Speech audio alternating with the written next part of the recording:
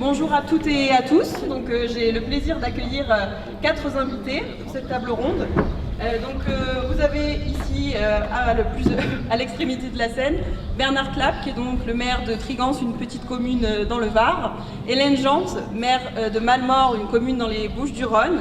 Vous avez Gérard Avril, le maire de Forcalquier, et je rappelle, première commune en PACA à avoir fait un appel à projet en habitat participatif. Et à ses côtés, Dominique Rouanet, qui est donc élu à l'environnement, voilà, dans la commune de Forcalquier. Je voudrais bien, moi, si vous voulez bien, messieurs, dames, qu'on commence par une rapide présentation des projets d'habitat participatif qui sont dans votre commune. Vous savez que le temps nous est compté, juste, je vous demande de me donner le nom de vos projets, combien d'habitations ça concerne, quel stade vous êtes du projet, parce que tous les projets ne sont pas aboutis, certains sont en cours, etc. Voilà, on commence par ça, histoire de resituer pour tout le monde vos communes, à quoi elles ressemblent et à quoi ressemblent les projets d'habitat participatif. On commence peut-être avec Madame Jante, la seule... comment on dit alors? Madame le maire, Madame la maire? Madame le maire. Madame le maire. Madame le maire. Mais ça n'a pas trop d'importance. L'important, en effet, c'est que les projets aboutissent. Donc nous sommes au tout début du projet, même si depuis 2015, on y travaille.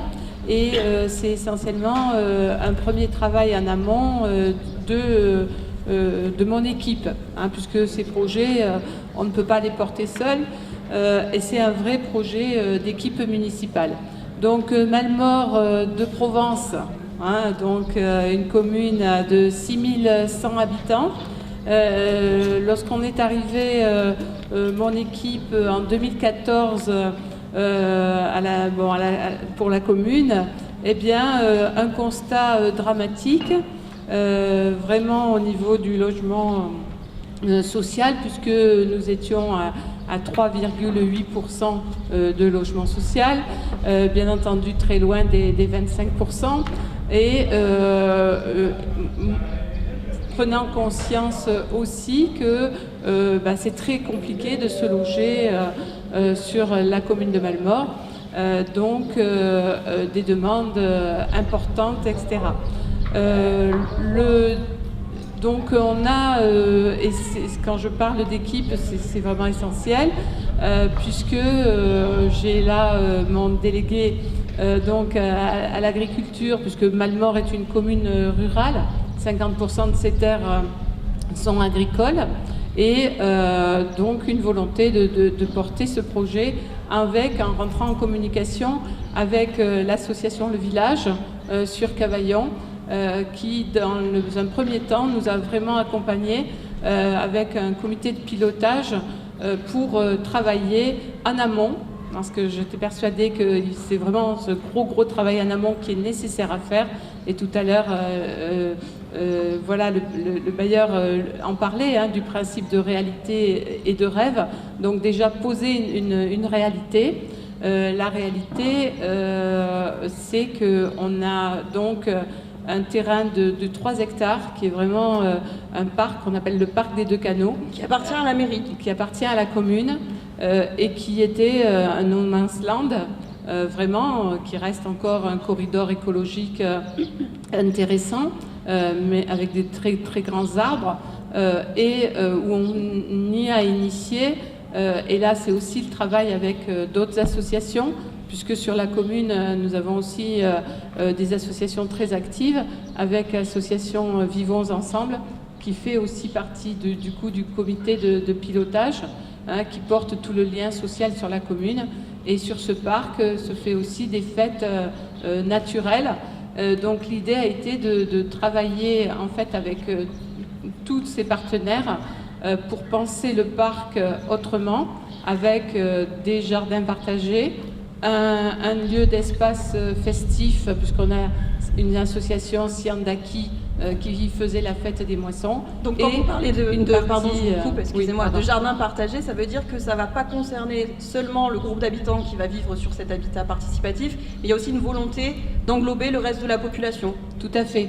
Et donc 3 entités, la partie constructible, et c'est 30 logements, 15 en accession et 15 en locatif, Donc j'ai vraiment entendu et maintenant que tout est placé en base, mon travail va être justement ce travail d'innover quelque part pour cet habitat locatif avec tous les services bien entendu de l'État, de la métropole, puisque nous sommes rentrés en métropole et Malmort fait donc partie de la métropole Aix-Marseille, et un autre travail où je suis conseillère départementale aussi, qui est à faire ce lien en fait avec tous ces services-là.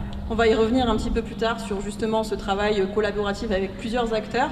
Donc si je résume, chez vous, Madame Jante, on a un habitat participatif qui est à ses prémices, on va dire, 30 habitations, vous nous avez dit, 15 en accession, 15 en location. Est-ce qu'il y a un nom qui a déjà été défini ? Alors le groupe est constitué puisqu'ils ont déjà plusieurs séances, et je tiens à remercier Pierre-Charles Marais qui est l'animateur vraiment et aussi un acteur essentiel sur l'animation. Il y a donc plus de 30 personnes qui sont dans ce groupe. Ils en sont, je crois, à leur cinquième séance, et le nom doit être bientôt choisi. Donc pour le moment, suspense, on n'a pas encore le nom. On va laisser la parole, si vous voulez bien, à votre voisin de droite, Bernard Clapp, qui va nous présenter aussi brièvement... Oui, bonjour à tous. Truggen, c'est une petite commune, 200 habitants, au cœur des Gorges du Verdon, entre Moussier et Casselan. Donc avec une pression foncière énorme, 70% de résidences secondaires, donc je ne donne pas le prix des maisons qui sont inaccessibles, pour des citoyens qui ont quand même un revenu en dessous du SMIC annuel. Donc, comment pouvoir créer en définitive du logement accessible? Ça s'est fait il y a 10 ans, on avait eu un permis par les bailleurs sociaux traditionnel, sur un hameau, qui nous ont laissé tomber au dernier moment, une fois qu'on avait eu le permis, le défricher, ainsi de suite, on était prêt à attaquer. Donc on s'est reposé la question, comment faire en définitive. Alors cette fois, un éco-hameau dans un territoire ou un éco-hameau qu'on veut, une énergie positive. Donc effectivement, le participatif était là-dedans, puisque dans notre projet, effectivement, enfin, projet citoyen, puisque en définitive, les habitants sont de long consultés sur l'avancement, aussi bien sur l'OAP, sur les PLU, et ainsi de suite, de comment ils veulent construire, ce qu'ils veulent construire. C'est même un point essentiel dans un projet d'habitat participatif. S'il n'y a pas la base, s'il n'y a pas les habitants, c'est même pas la peine d'y penser. Voilà, c'est pas la peine d'essayer une commune de dire je fais du participatif, je mets 4 murs et après vous allez participer. Si vous avez une buanderie en commun, est-ce que vous allez vouloir avoir une buanderie en commun? Si vous avez, je sais pas moi, des chambres d'amis en commun, est-ce que vous voulez avoir des chambres d'amis en commun? Est-ce que ça veut dire que du coup, forcément, la demande vient des habitants, du terrain? Ou est-ce que c'est finalement deux volontés qui se retrouvent, à la fois politiques et citoyennes? Il y a deux volontés qui se retrouvent. C'est sur un terrain de 7 hectares. Il y a 6 hectares qui vont être sur tout ce qui peut être jardin partagé, ainsi de suite, fruitier, pour arriver à avoir une forme d'économie interne, même si elle est réduite sur des fruits et sur des légumes ou du potager, mais en même temps des ateliers. Il y en a qui veulent faire brasser de la bière, d'autres qui veulent vendre un petit marché circuit court, ainsi de suite. Donc ce n'est pas aussi un éco-hameau qui est complètement détaché du village, c'est pas une zone dortoir comme on voit dans les grandes villes ou en périphérie des grandes villes. C'est quelque chose qui doit vivre, et pour vivre, il faut que l'habitant soit aussi en phase les uns avec les autres. Et c'est vrai que l'association Regain là-dedans fait ce travail parce qu'évite quand même certaines galères. Ils sont en train de construire une charte entre eux pour savoir comment on va pouvoir se respecter mutuellement, parce qu'il va y avoir des espaces communs et comment ils vont pouvoir en définitive arriver. Alors c'est plus facile quand une commune porte sans forcément avoir d'opposition, parce qu'en définitive on ouvre tout à l'organisation, au PLU, ainsi de suite, mais aussi bien à la station d'épuration, en espérant bien que d'ici 2020, le premier coup de pioche soit déjà donné. Donc vous n'avez eu aucune opposition, qu'elle soit politique au sein de votre conseil municipal ou au sein de la population? Ça Ni peut au sein arriver de la aussi. population. Il ne faut pas oublier que quand vous avez 200 habitants, que vous ouvrez une deuxième classe, c'est beaucoup. Dans les Alpes-Haute-Provence, c'est énorme, je veux dire. On a plutôt la tendance à les fermer. Tout à fait. Donc ça veut dire par là aussi que vous êtes obligé d'avoir des débouchés économiques, que ce soit agricoles ou que ce soit 200 habitants, j'ai 20 micro-entreprises sur ma commune. Donc effectivement, c'est de pouvoir les accepter, les recevoir et qu'en même temps, ils puissent participer. Donc ça sera 6, première phase, c'est 10 logements, avec 6 logements où les gens vont co-construire leur propre maison. Alors ça justement, c'est intéressant quand vous dites co-construire. Co-construire, oui. Qu'est-ce que ça veut dire? C'est pas du terme non plus, hein. On est dans la co-construction, hein, parce qu'il y en a, vous avez Géode qui est à l'entrée lui va construire comme ça. Donc ça aussi, on est en commission des sites, on est sur un espace classé, on est sur les bâtiments de France qui doivent valider une intégration paysagère dans une forêt pour pouvoir faire ça. Donc tout ça, ça se construit, ça se fait. Et c'est vrai qu'à ce niveau-là, la co-construction est quand même relativement importante. Parce que le but, c'est pas avoir une maison à 300 000 €. C'est d'avoir une maison abordable, puisqu'on était allé même à vouloir se porter garant, nous, des emprunts qu'ils pouvaient faire. Et alors, est-ce que c'est possible non, ça au niveau réglementaire? Non, ça, on ne veut pas. Mais voilà, mais bon, si le terrain est à 0, c'est une forme de subvention. S'il n'y a plus que du bois, de la paille, de la terre ou à mettre dessus, on peut estimer qu'une maison à 50 ou 100 000 € sur un T4, T5, c'est quand même très abordable et ça peut garantir quand même assez faibles revenus d'accessibilité. Mais donc c'est vrai qu'à ce niveau-là, on est vraiment dans le... Comment, avec cette forme, parce que c'est au niveau du parc du Verdon, pouvoir revitaliser... Je rappelle que vous êtes aussi président du parc.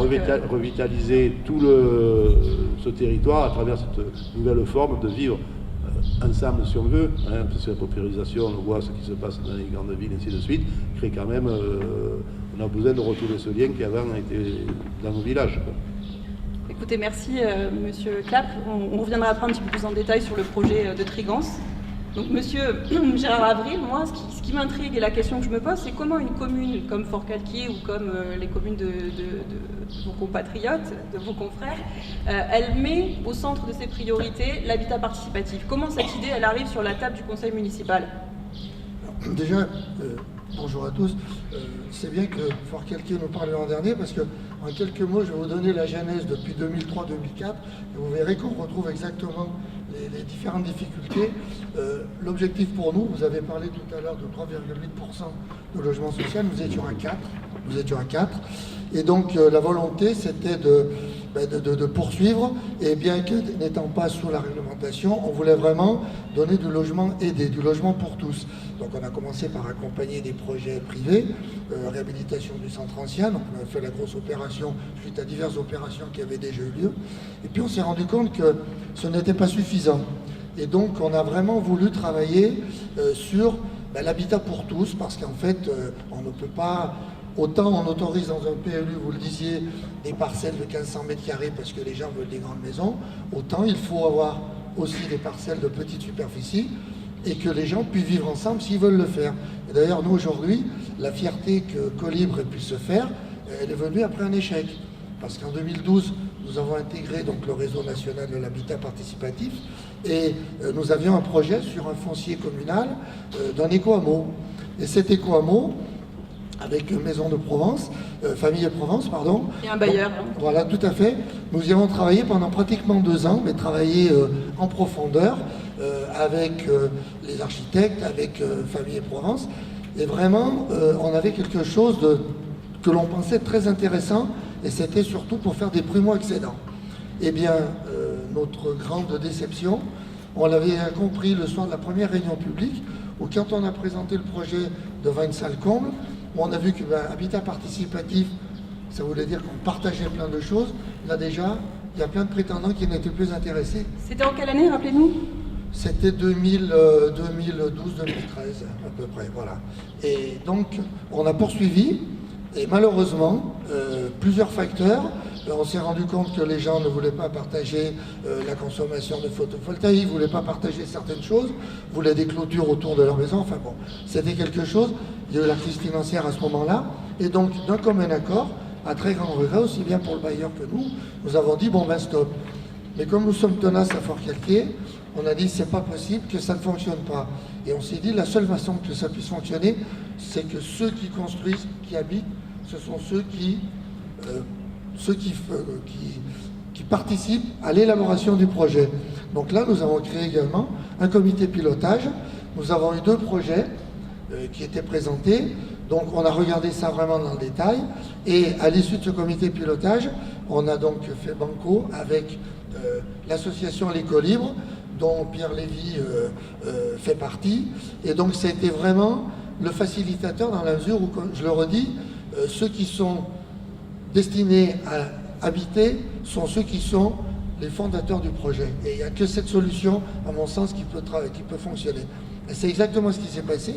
Donc nous avons accompagné à certains moments contre vents et marées, parce que je peux vous dire que c'est un projet qui a suscité énormément de contradictions, d'oppositions. Justement, est-ce qu'on peut en parler un petit Oui. peu? Quelles sont les principales oppositions auxquelles vous vous êtes confrontés? Autant aller dans le vif du sujet. Qu'est-ce qui s'est passé? C'était quoi les principales objections que vous avez pu avoir? Ben, la principale objection, c'est que tout un chacun ne veut personne devant lui. Voilà, c'est aussi simple que ça.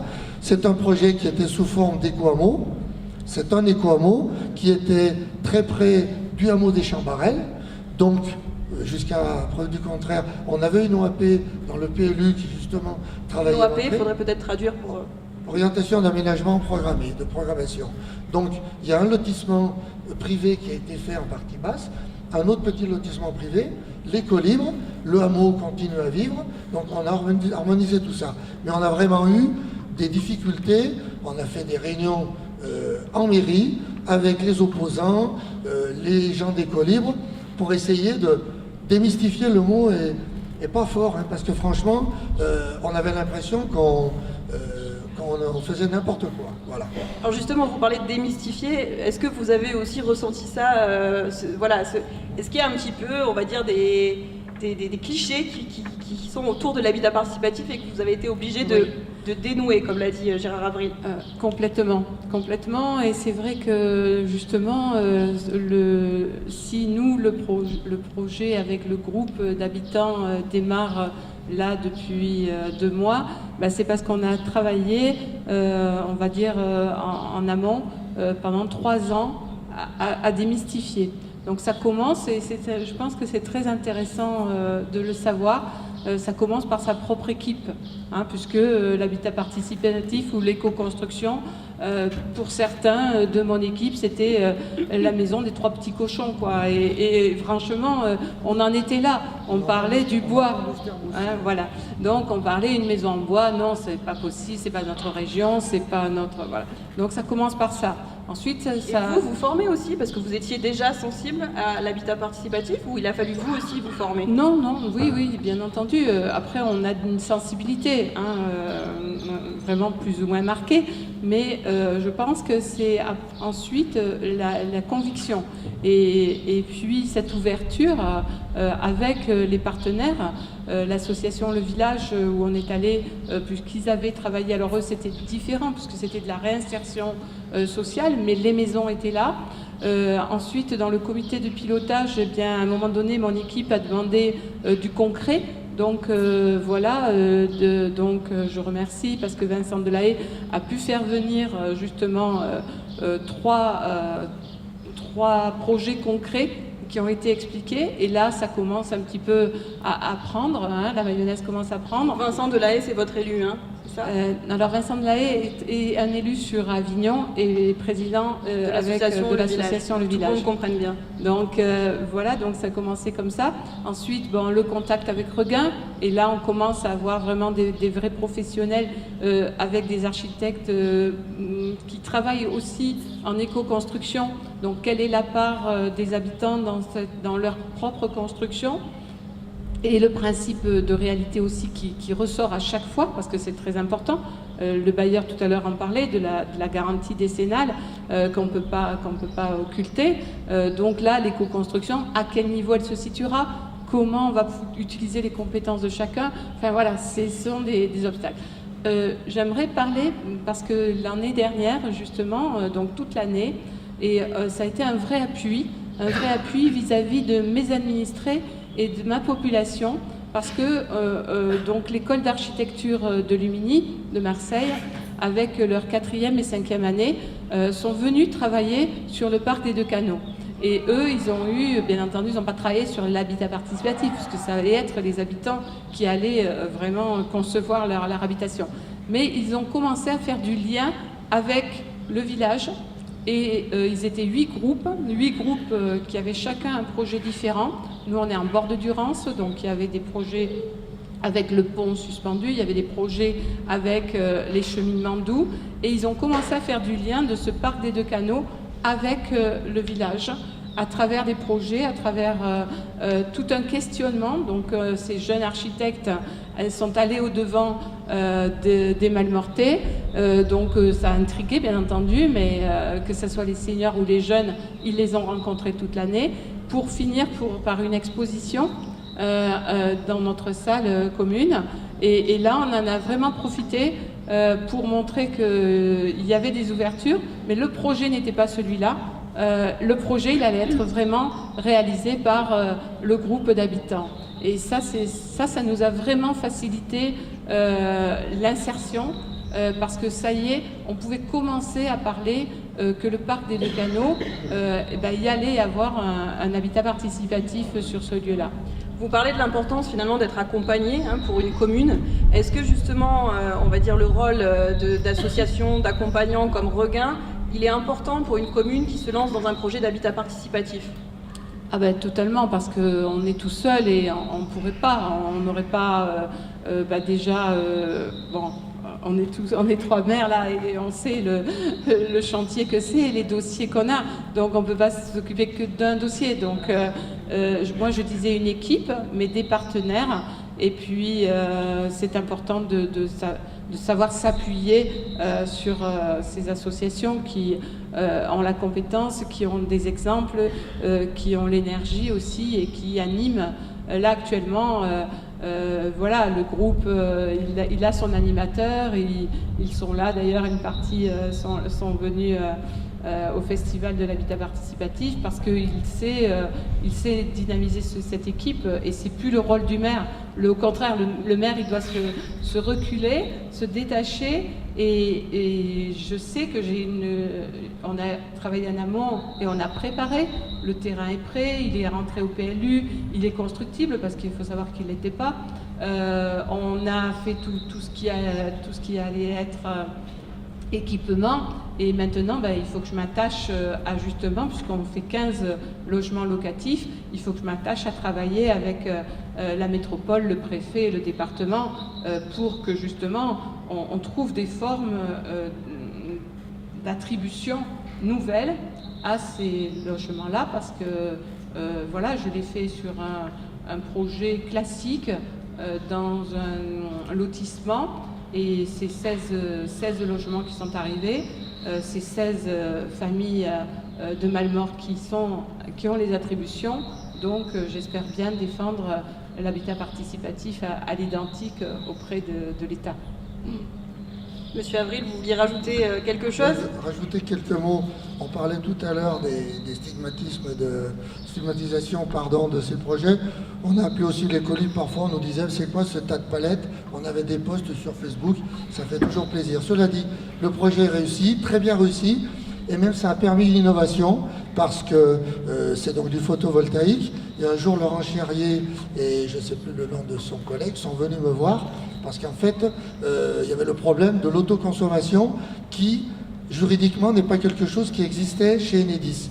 Donc, je les ai accompagnés à Marseille, au niveau de la direction régionale, et en fait, le projet des colibres a été précurseur, puisque Enedis a mis en place une nouvelle façon de consommer l'énergie solaire, et donc on a réceptionné, il y a à peu près 2 mois de cela, avec Enedis, avec les colibres, nous avons réceptionné la première opération d'autoconsommation. C'est vraiment une première, et c'était la première en PACA, la deuxième en France, la première en PACA, et je pense qu'il y en aura beaucoup d'autres, parce que finalement aujourd'hui la possibilité existe. Et la dernière chose que je voudrais dire avant de laisser la parole à Dominique, c'est qu'effectivement nous avions échoué sur l'éco-hameau, et bien évidemment monté ce comité de pilotage. Et dans le programme, dans notre programme électoral de 2014, bien évidemment, nous avons remis cela et on a mis toute l'énergie nécessaire. Et c'est vrai que ce qui est facilitateur aussi, c'est que toute l'équipe, je parle de l'équipe, de mon équipe, parce que malheureusement, jeudi dernier, lorsque j'ai fait voter la délibération pour dépenser 3 000 € pour prendre 30 parts dans la SIC, et bien mon opposition s'est abstenue. Je trouve que c'est assez dommageable, mais je le dis parce que franchement, il faut le crier, c'est absolument inadmissible. Le logement, il est pour tous et on n'a pas le droit de stigmatiser certaines choses. Oui, Dominique, du coup, je voulais vous laisser la parole justement. On parle beaucoup d'environnement quand on parle d'habitat participatif. Est-ce que c'est un prérequis? Est-ce qu'il faut forcément avoir une sensibilité politique, environnementale pour impulser un projet d'habitat participatif sur sa commune? Non, je pense pas, parce qu'on peut trouver des habitats participatifs qui soient basés que sur le volet social et finalement sans volet environnemental, bien qu'il y soit quand même un peu caché, puisqu'on est sur des habitats qui sont peu consommateurs en foncier, donc finalement on retrouve le côté environnemental.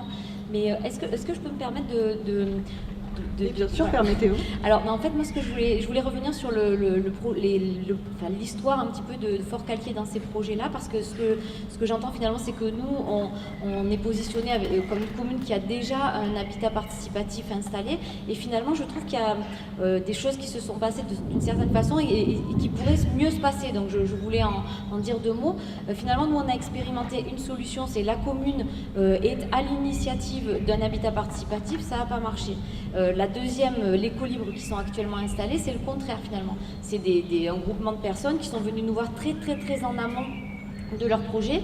La première fois qu'on a rencontré le couple initiateur des colibres, c'était en 2009, donc c'était presque 10 ans avant, 9 ans avant la sortie de terre.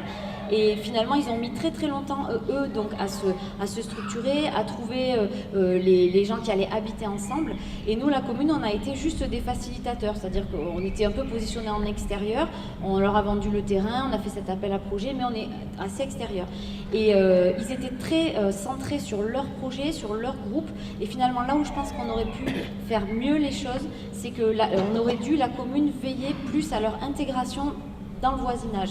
On s'est rendu compte un peu trop tard que finalement le projet était mal perçu par les voisins. Comme dit Gérard, on a fait un peu les pompiers après, mais c'était trop tard. Et du coup, c'est vrai que c'est compliqué l'intégration des colibres dans le voisinage. Voilà, donc je pense que si d'autres communes vont sur ce chemin-là, il faut vraiment prendre des temps pour provoquer des discussions, pour expliquer, faire en sorte que ce ne soit pas un projet collectif contre un voisinage. Le projet collectif doit s'insérer dans un voisinage, parce que sinon c'est compliqué. Avec la volonté de tous, parce que ce qu'a dit Dominique, on a tenté de le faire. Je parlais tout à l'heure d'une réunion en mairie, où il y avait toutes les personnes des colibres qui étaient là pour expliquer, etc., que ce n'étaient pas des bandits, ils ne venaient pas pour tout saccager, etc. Il y avait une personne du hameau, et c'est une personne qui était favorable, mais les autres qui contestaient sans arrêt, qui ont placardé des banderoles de partout, n'ont même pas eu la correction de venir. Ils auraient pu venir et se disputer, mais ils ne sont même pas venus. Donc je pense que voilà, à un moment donné, il faut passer outre. C'est vrai, il faut vraiment démider en amont, ben, comme pour tout, hein, parce qu'en général, nous sommes on fait des choses, mais c'est les gens qui le vivent, donc autant partager en amont pour être sûr de ne pas se tromper.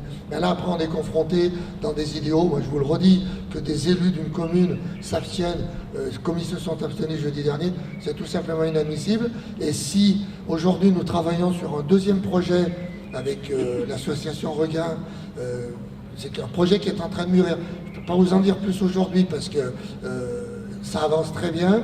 J'espère d'ici un mois et demi, pouvoir, que ce soit Christiane Carl, l'adjointe à l'urbanisme, qui s'occupe de ça, qui s'excuse d'ailleurs de ne pas être là aujourd'hui, ou moi-même.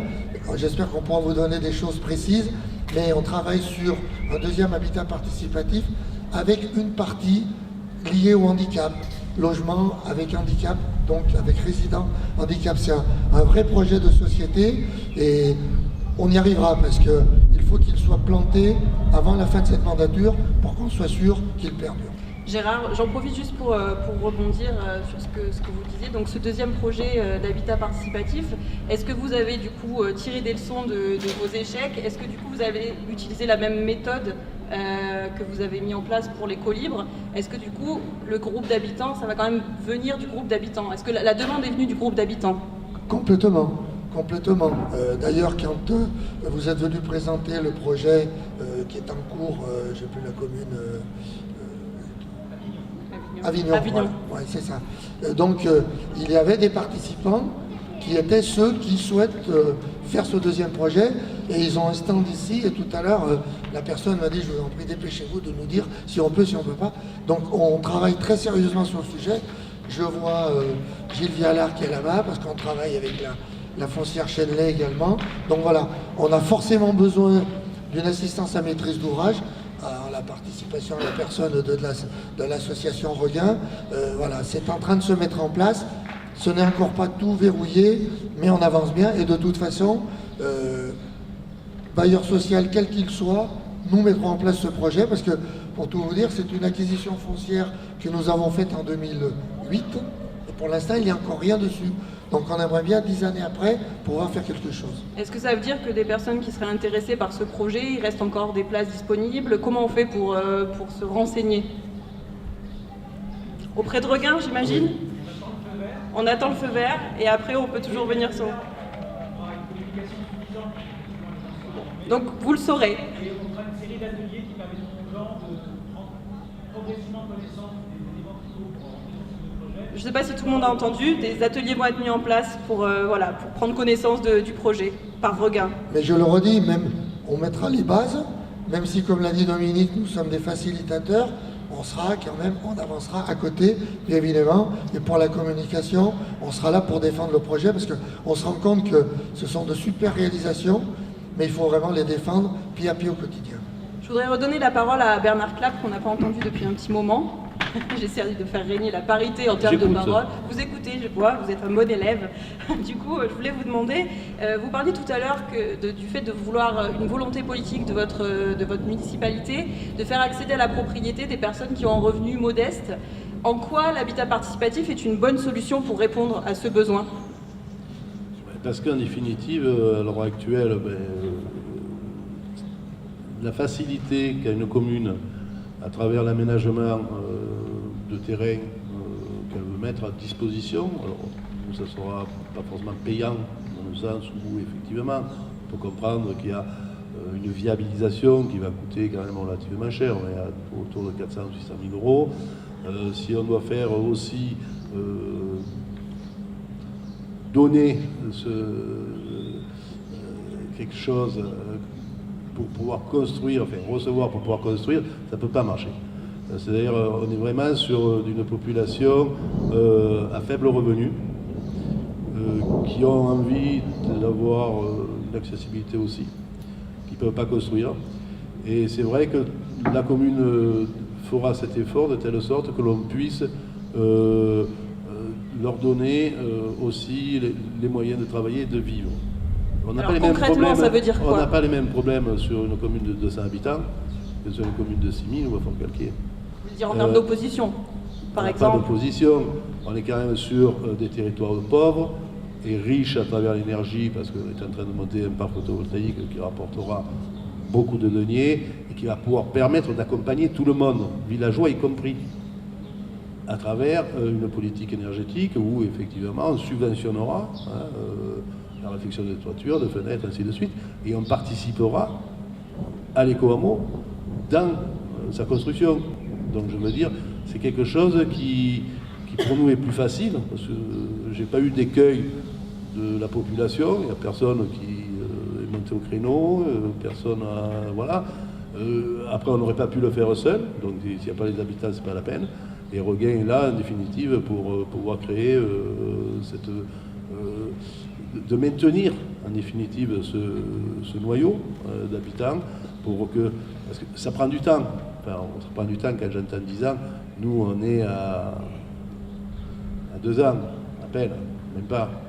Et en 2020, ça doit commencer les travaux. Donc quand je vois qu'on est sur le tour de 3 ou 4 ans maximum, je me dis, bon, Mais bon, ça aussi, c'est une volonté politique. Pendant qu'on fait ça, on ne fait pas autre chose. Mais l'autre chose, on l'a déjà fait peut-être avant, et que le besoin d'une commune s'évalue selon l'utilité de ce que fait l'habitant à travers l'espace qui est le sien, quoi.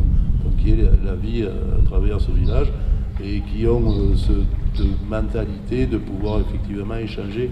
Le monde rural, comme chez nous, nous les Gavot, c'est pas la ville. C'est vrai que c'est quand même une autre mentalité. Donc avec moins de résistance de la part de la population et un projet plus intégré collectivement entre population et le groupe d'habitants qui va occuper les logements. Et justement, vous, le rôle du maire, vous le voyez comment? Dominique disait que c'était un rôle d'être un petit peu en retrait, d'être un facilitateur. Vous, comment vous voyez votre maire d'une petite commune? Combien d'habitants vous avez, vous, à Tréguence? 200. 200, voilà. 200. Mais d'abord, il y a une volonté de faire ou pas faire, parce qu'on peut très bien faire du logement classique, puis trouver des locataires, et puis vendre si on veut.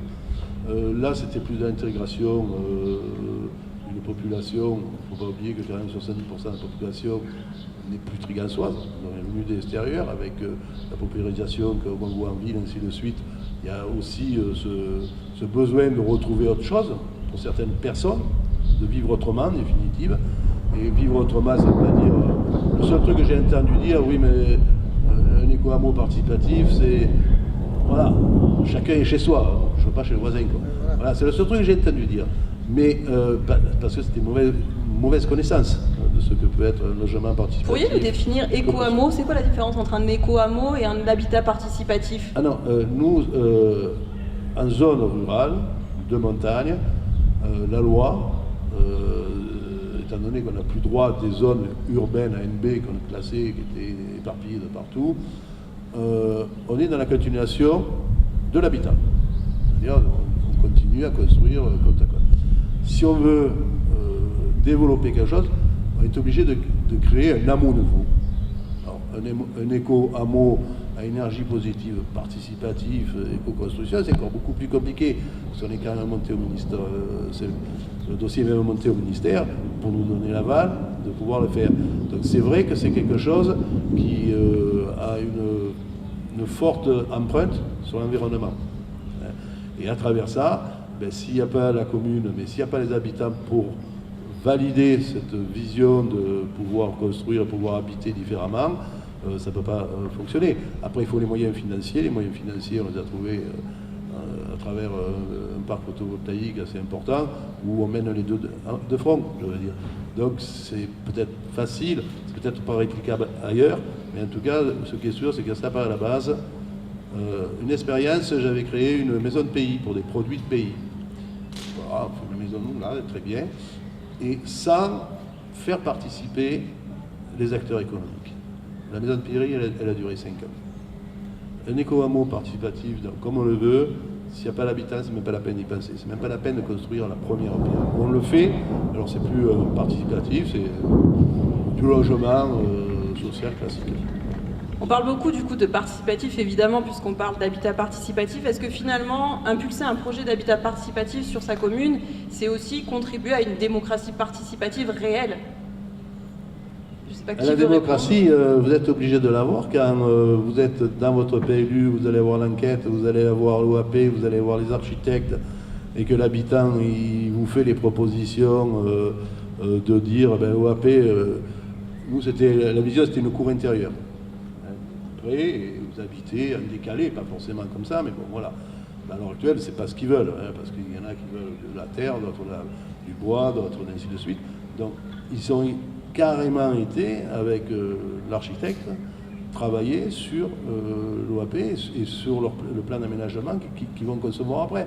Donc si vous n'êtes pas sur une ouverture d'écoute démocratique de votre commune, passé un moment, il y a quelque chose qui ne peut pas être... ça coince, parce que vous n'êtes pas cohérent avec leur pensée à eux.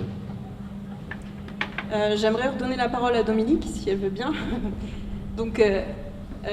on a dit donc Forcalquier, c'est quand même la commune où l'habitat participatif a été concrétisé avec l'éco libre. Là, il y a un deuxième projet sur les rails. Vous en avez parlé tout à l'heure, mais si vous aviez un conseil à donner, vous l'avez dit tout à l'heure, mais encore une fois, ce serait quoi le plus important conseil que vous pourriez donner pour réussir son projet d'habitat participatif à d'autres communes qui seraient tentées par l'aventure? Bon, je ne veux surtout pas positionner Forcalquier comme le donneur de leçons pour les autres, parce que voilà, de tout ce que j'ai dit avant, vous avez compris qu'on a beaucoup à apprendre, on a aussi beaucoup à apprendre surtout.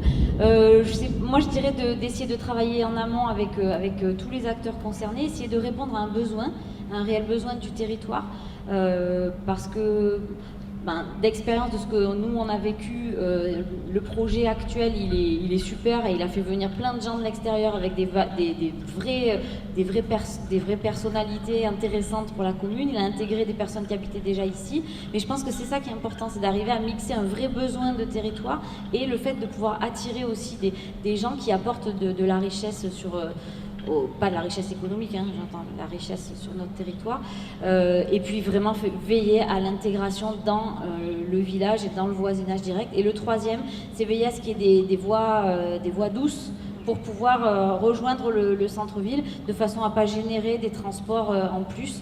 Et d'ailleurs, les Colibs se sont positionnés là où ils sont actuellement en refusant un autre endroit où on avait imaginé pouvoir les implanter, parce que justement c'était trop loin du centre-ville et ça ne permettait pas des liaisons douces pour aller au centre-ville.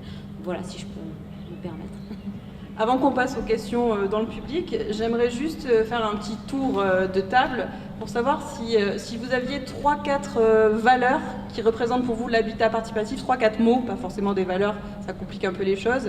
Qu'est-ce que ça représente l'habitat participatif quand on est élu d'une commune? Quand on accompagne des projets comme ça, pour moi, on a favorisé le partage, on a favorisé l'intergénérationnel. Voilà, pour moi, c'est les deux mots les plus importants. Le reste, on y arrive toujours. Même si ça frictionne un peu, on arrive toujours. Mais par contre, c'est cette envie de partage. Et il faut vraiment que l'équipe municipale adhère à cela pour que ceux qui lancent le projet se sentent vraiment épaulés. Voilà. Pour moi, c'est très très important. Tout partager, enfin quand je dis tout partager, comme vous disiez tout à l'heure, chacun dort dans sa maison, sauf que quand on est à l'extérieur, c'est comme un village. Et là, vous sortez, vous avez le voisin, il est là. Voilà. On partage les choses et c'est le plus important. Mais ne pas tomber non plus dans l'écueil de un village dans un village. Exact, tout à fait. Hélène Jean, je vous représente pour ceux qui viendraient d'arriver, donc maire de Mallemort dans les Bouches-du-Rhône. Oui, je crois que surtout c'est la conviction. Pour moi, le premier mot, c'est arriver à convaincre son équipe, travailler avec les partenaires et aller au bout des choses. Le deuxième, c'est la passion, parce que c'est vraiment un échange très très riche et une expérience extraordinaire. Et vraiment, cette richesse, elle est essentielle dans le partage, le maire le disait. Et puis ensuite, aller vers de la qualité de vie et de la mixité. Et ça, c'est vrai que sur ma commune, c'est très très important parce que justement, ce parc des Deux Canaux, il a une qualité déjà existante avec ce corridor écologique et ce partage de jardins et de fêtes en plein air. Et ça, c'est important parce que malheureusement, les gens se renferment de plus en plus sur eux-mêmes et on est bien placé pour connaître les difficultés de chacun. Et à travers des expériences comme ça, justement, on dépasse ces petits problèmes personnels puisqu'on les partage et on vit pour le faire ensemble. Bernard Clapp, maire de Trigance dans le Var. Alors c'est vivre autrement, et je vais reprendre les 3 trucs. C'est une liberté de pouvoir s'exprimer aussi. Liberté que les citoyens ont le droit de participer, en définitive, à l'aménagement de leur village. C'est pouvoir être aussi dans l'égalité de traitement, même si certains ont peu de revenus. Je crois qu'ils ont le même droit que les autres. Droit au logement. Le droit au logement et le droit de pouvoir aussi avoir le droit de construire leur maison. et de participer à cette construction. Et ce lien de vivre autrement, c'est ce lien de social. Parce que là, c'est important aussi, hein, les villages avant, c'était très solidaire. On parle toujours de la fumée qui sortait du toit. S'il n'y avait pas de fumée, peut-être que la personne était morte ou pas, mais en tout cas, on allait voir. Ben, c'est ça aussi, hein, c'est cette solidarité. Et cette solidarité, en définitive, c'est la définition de la liberté, de l'égalité, de la fraternité.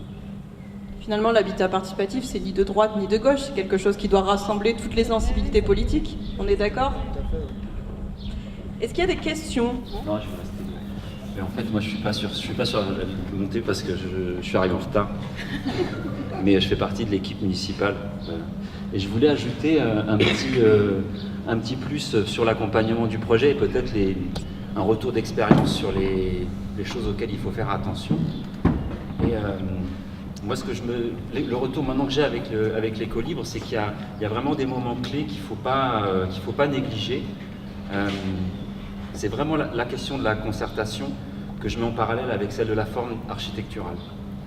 Les formes, les matières, elles expriment des choses, elles ont du sens. Et je pense que, moi, quand j'avais vu les premiers projets arriver, j'avais eu cette réflexion. C'est un sujet qui m'intéresse beaucoup, qui fait partie de mon métier, je suis paysagiste. C'est que j'avais fait le parallèle avec quand on va choisir un sac pour faire une randonnée. Oui. Quand on va choisir son sac à dos pour faire une randonnée, j'aime bien dire en fait que c'est pas la personne qui va porter le sac à dos qui doit choisir la couleur, c'est la personne qui va marcher derrière. Et ça, en fait, ça m'amène à la question de la forme architecturale et de la vue sur l'espace public. Et parce que on peut être, je pense que si on a une conscience un tout petit peu de conscience écologique, on peut être que d'accord avec cette nouvelle forme d'habitat. Quand on regarde, on sait, vous savez, il y a quelques années, on nous disait, en 10 ans, il y a l'équivalent d'un département qui est parti à l'urbanisation en France, et puis ce même chiffre, il a été atteint en 7 ans, entre 2000 et 2007 ensuite. Donc, il faut chercher des formes d'habitat qui ne consomment pas d'espace. Donc là, on a une réinvention du hameau qui est super intéressante. Mais ce que je me dis, c'est quand on porte un projet comme ça et qu'on est partie prenante sur la forme architecturale, il y a un moment où, je pense, la joie, le plaisir de voir le projet arriver fait qu'il y a peut-être un emballement et qu'on a envie de montrer qu'on est très heureux d'arriver là et qu'il y a beaucoup de joie et donc peut-être beaucoup de couleurs ou peut-être beaucoup une architecture qui tout d'un coup, dans sa forme, n'est plus complètement en accord avec les valeurs de sobriété heureuse qu'on a pu voir dans le dossier avant. Donc là, moi, je voudrais attirer l'attention auprès des personnes qui sont soit partie prenante de projets, soit porteurs de projets, que pour moi, on a... je mets le vœu que cette forme architecturale, cette forme d'habitation se développe, mais qu'il faut des exemples de sobriété heureuse de plus en plus pour que ça génère une acceptabilité. Et sur la question, sur le point de l'acceptabilité, et je vais m'arrêter là après, parce que je commence à être bavard, justement, il faut aller assez tôt, quand on va s'insérer dans un tissu existant, il faut aller très tôt rencontrer les personnes qui vont voir le sac à dos, les personnes qui vont marcher derrière vous, il faut aller les rencontrer assez tôt avec de la marge de manœuvre, avec des éléments sur lesquels on pourra revenir. C'est-à-dire que s'ils veulent à un moment donné voir un toit en tuiles, il faut leur donner le toit en tuiles. Oui. Il faut leur donner quelque chose. Sinon, si on ne leur donne pas quelque chose, là, ça peut crisper. Et là, c'est très difficile après de revenir en arrière. Donc, voilà, le message, c'est l'enthousiasme ne doit pas faire perdre en vue la sobriété. D'autres questions? Oui. Bonjour, je m'appelle Antoine, moi je suis porteur de projet en Ardèche depuis 2 ans et demi, sur un territoire qui ressemble un peu au vôtre, il y a 228 habitants, nous on est un grand village. D'abord je voulais vous remercier parce qu'on a un maire qui, comme vous, accompagne les projets, qu'on en a besoin tous les jours et qu'on ne sait pas comment on ferait les projets sans eux. Donc bon, je ne vous connais pas personnellement. Et je voulais savoir ce que vous aviez trouvé comme levier en tant qu'équipe municipale, en dehors de pouvoir apporter des terrains et d'arranger des PLU pour pouvoir aider au financement de ces projets. Et est-ce que vous en avez trouvé? Est-ce qu'il y en a? Et partage d'expérience. Qui c'est qui répond? Je crois que c'était vous, Monsieur Plac, qui étiez visé. Je vais prendre le micro. C'est vrai que c'est toujours compliqué pour une municipalité de pouvoir aider des privés dans un projet.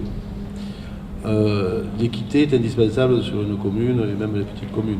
Donc ceux qui ne pourront pas profiter de ce projet-là, parce qu'ils ont déjà leur maison, doivent aussi se retrouver dans cette démarche-là.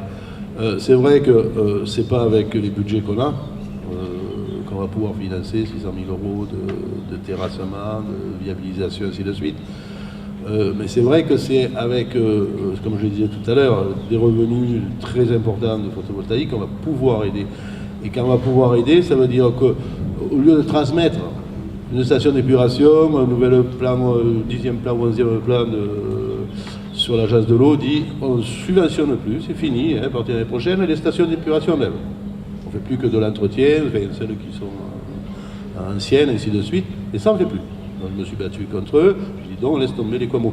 Ça veut dire que la commune va prendre en charge, même si la compétence sera transférée ou pas en 2020, va prendre en charge ça, va le payer. Si demain on doit, ces 10 logements sur un seul hectare, répercuter le coût, pas la peine. Ça va leur coûter à chacun 50 000 euros avant de commencer leur première maison. Donc c'est comment trouver effectivement le système qui va pouvoir permettre de dire, en subventionnant, enfin, en faisant des travaux qui auraient pu être répartis comme une entreprise classique de bâtiment, dit voilà, c'est tant le mètre carré, viabilisation c'est tant, on vous parle tant le mètre carré.